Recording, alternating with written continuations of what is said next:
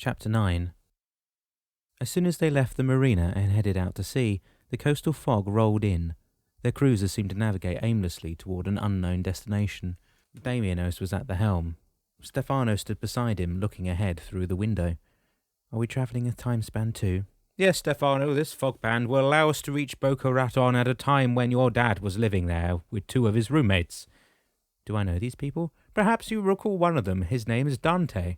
Stefano chuckled. Yes, I remember him all right. He was a big guy, and that's why Dad called him Chiquilling all the time. He came with us when we moved to Pennsylvania. Damiano smiled. Yes, that's the man. He was your dad's best friend. And you say you worked with Dad in Boca Raton? Not exactly. Dante was in college when he was living with your dad. And when was this? Stefano asked. A little before your mum and dad got married. Are we going to see their wedding? I don't know, Stefano. It would depend on your mother. Why is that? Ah, that's a very good question, son. You see, if the places we visit trigger a memory for any of you, you will be then reliving or witnessing the event in question. You mean whatever any of us remember, we will be able to see what we thought about? Yes, Stefano. So if your mother remembers her wedding, then we will revisit that event. What about my birth? Will I have to witness that too? Stefano's face showed the slight apprehension he felt. Damiano scuffled. Any birth is an awesome event, Stefano, but reliving or even witnessing your own might be a little difficult, especially if you've never witnessed such a thing before. The two men stayed silent for a while, watching the haze flying past the cruiser's windows as if they were transversing a veil. When the fog finally lifted its curtain, Boca Raton's marina was in sight. The next morning Dan woke up rested. He was surprised of the fact, since he had a hard time closing his eyes and chasing away all of the memories that seemed to jostle for first place in his mind. He got up, went to take a shower, and was taken aback when he saw a suit, shirt and tie laid out on the bed when he came back into the room. He shook his head and smiled. He remembered how much he hated wearing a suit and tie, yet it was a dress code that every employee needed to respect at that time. Once he was dressed, he heard a knock at the door. When he opened it, he was again surprised. Gustavo was a sight to behold. He too wore a suit and a tie that seemed to strangle his thick neck. As for Chippewa, he was no longer the jolly cowboy with boots, plaid shirt and straw hat, for he wore a linen suit with an open-neck shirt. He looked like some wealthy rancher on vacation. Dan burst out laughing at their sight. You guys look like you're ready for a board meeting, he said, stepping out of the room. But why the clothes, since we're not visible anyway? It's always better to be prepared for any eventuality, Chippewa answered. Passing a finger between the collar of his shirt and his neck, Gustavo added, I just hope we're not going to spend the whole darn day in that get-up, or I'm going to be liable to strip in the middle of your office. Ha ha! Chippewa laughed. Perhaps you could take the tie off, he suggested. Not waiting to be asked twice, Gustavo loosened the knot of his tie and undid the first button of his shirt. Thanks, that feels better. He inhaled a deep sigh of visible relief. Okay then, shall we go? Chippewa invited, snapping his fingers. Moments later, the trio landed in Dan's office.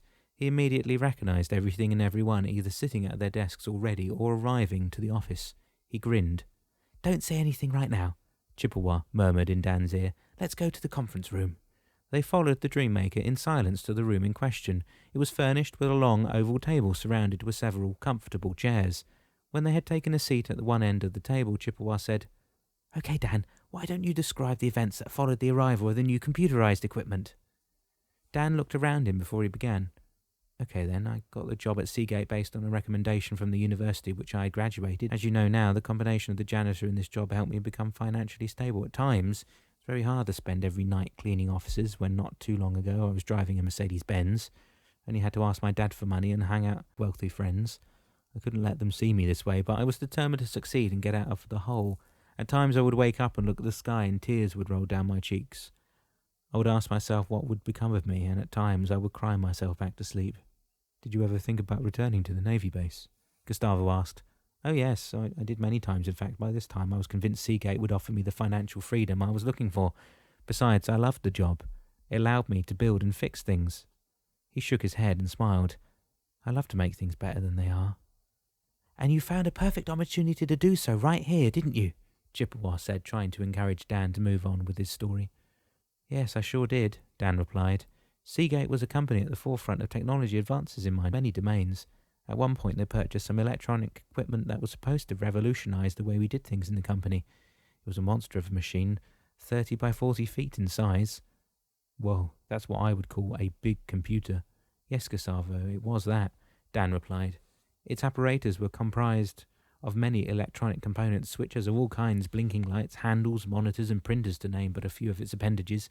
Seagate had bought this machine in Singapore and commandeered a team of engineers from Scottsvale, California, to install it. Why did they do that? Gustavo asked. Didn't they have qualified engineers right here? Or maybe they did, but none of us employees were authorized near the huge machines or near the engineers in charge of its installation. 3 weeks later, they were still working on a machine that was supposed to increase production by 300%, and it still wasn't working. 4 days later, and at their wits' end, the Scotts Valley specialists gave up. The entire project was put on standby when the chief engineer from Singapore couldn't resolve the problem. What did they do then? It's what they didn't do that was the problem, Gustavo. The big man raised his eyebrows, a question mark on his face. You see, they didn't take anything apart. They just closed the door to the room and turned off the lights. Okay, Chippewa interrupted suddenly. I think it's time for you to witness those events. How? Dan asked. Let me show you. The Dreammaker replied, snapping his fingers again. Soon the three of them found themselves witnessing Dan logging out of his computer program and getting ready to leave the office. On his way out, they saw the plant director, Ed Peterson, talking to the quality control engineer, Art Ogg. I overheard them talk about the equipment, Dan went on, and wondering if there was anyone who could fix it. At that moment, my manager, Jerry Bunch, came by and also heard the conversation. Jerry intervened and suggested to give me the opportunity to examine the problem. I looked at Jerry and smiled. I smiled because from day one I wanted to troubleshoot that monstrous piece of equipment. Yet since I had been told more than once to stay away, I had kept my distance. So when Ed Peterson, the director, asked me if I wanted to give it a try at fixing it, I didn't hesitate. It'll be an honour, sir, I replied as he shook my hand.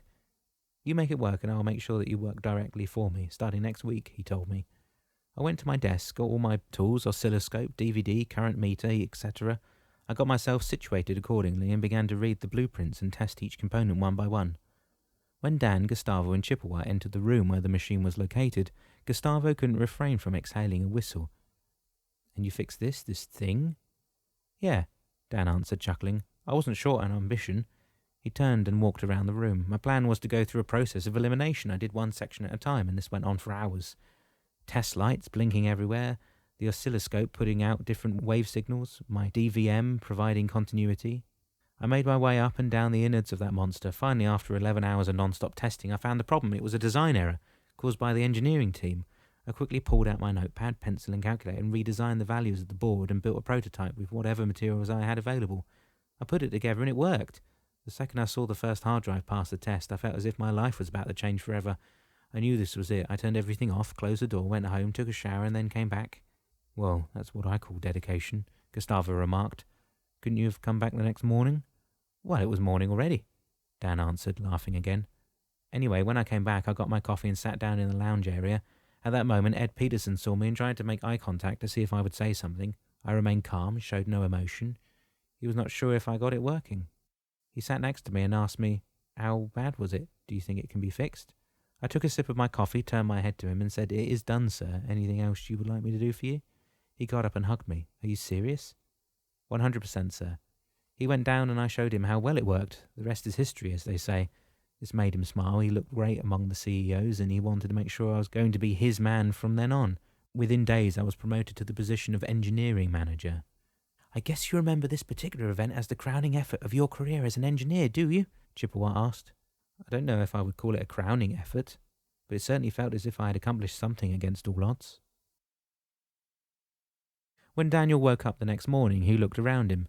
At first he didn't know where he was, but then it was an instant recall. He was lying on a cot inside the storeroom of Billy's pizza restaurant. He got up, shook his head, and didn't really know what he would do now. I wonder if the big guy lives above the place. He looked up and listened for any sign of life upstairs. I guess not, he concluded when he didn't hear anything. Ah, you're up, Billy shouted as he opened the door. Glad to see you're an early riser. How'd you sleep? Very well, thanks. Daniel wiped his eyes. What time is it? Just time for you to get upstairs and into the shower, Billy replied, laughing. After that, we'll get to the market to buy some of the fresh veggies we'll need for the next few days. You wouldn't happen to have some jeans and a t-shirt that I could borrow? You'll find all you need upstairs, son. My son left quite a few things before when he left for college, and I'm sure they'll fit you well enough. That's great. Is he coming back on holiday sometime?